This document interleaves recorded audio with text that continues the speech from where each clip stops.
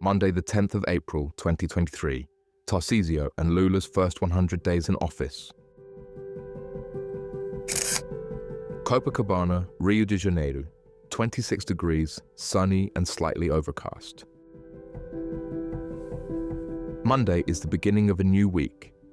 It was a beautiful autumn morning, not too cold, with a bit of sun. Exercise early and home to begin the day and the week well. It is the benchmark of 100 days of Lula's new government. It is also the benchmark for the new or re-elected governors who begin office simultaneously as the president.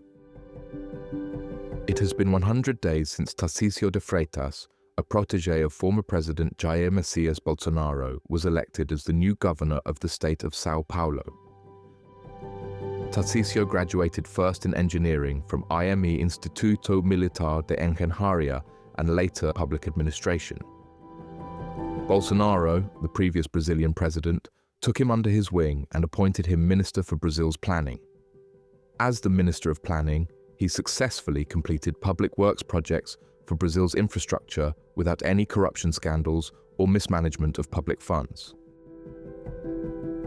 Under the leadership of Bolsonaro, Tarcisio became a candidate for governor of the state of São Paulo, and he won due to his excellent performance as planning minister.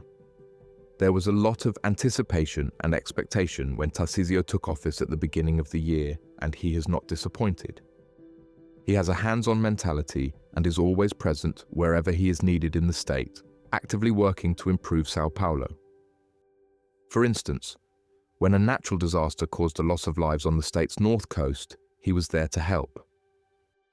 He is also working towards revitalizing São Paulo's city center, which was abandoned and has a serious drug problem. His dedication and hard work are impressive and give hope for Brazil's future. The drug problem in São Paulo, as well as the rest of Brazil, is a significant issue that Tarcisio is addressing with a logical and pragmatic approach. He is an excellent example of a responsible and dedicated politician who is fulfilling his promises from his electoral campaign. Tarcisio understands the importance of respecting his voters and his responsibility as the governor of Brazil's most economically significant state.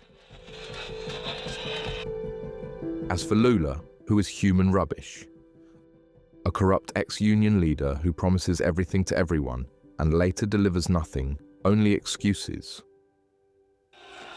When Lula was elected president, it was obvious that there had been some form of electorate manipulation between him, the STF, the Brazilian Supreme High Court, TSE, the Supreme Electoral Tribunal, and the Brazilian Public Ministry, which among themselves fiscalized the elections in Brazil. As it is obligatory for a Brazilian national citizen to vote, there is no choice, no way out. You have to vote. Just this fact alone contradicts the real meaning of democracy and freedom of choice. Compulsory voting is adopted by approximately 22 countries worldwide, and Brazil is one of them. It has become common knowledge that Lula was freed to face Bolsonaro in the last presidential elections, as he was the only candidate strong enough to take down Bolsonaro. And why has Lula had so much support from the STF and Brazil's Justice Ministry? And why are the STF and the Justice Ministry so afraid of Bolsonaro's ever-increasing popularity? And if Bolsonaro had been elected, what would have happened to the traditional powerhouses that control Brazil?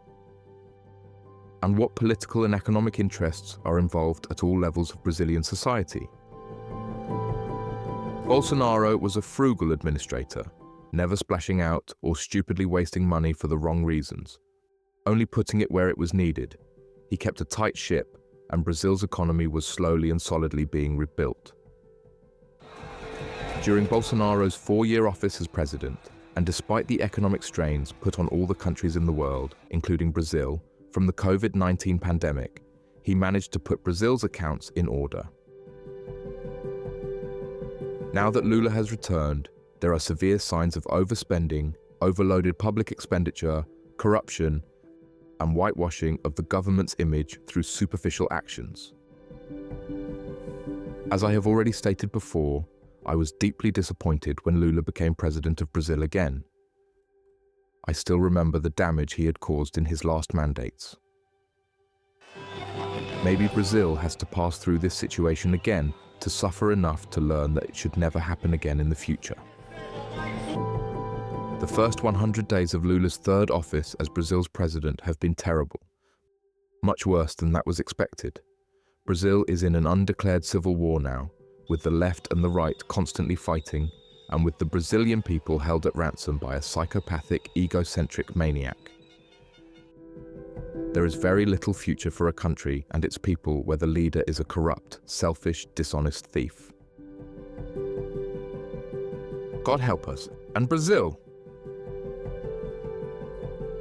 In bed by 10 p.m. Thank you. Thanks for reading my blog. Check out my other posts and share your thoughts in the comments. Richard.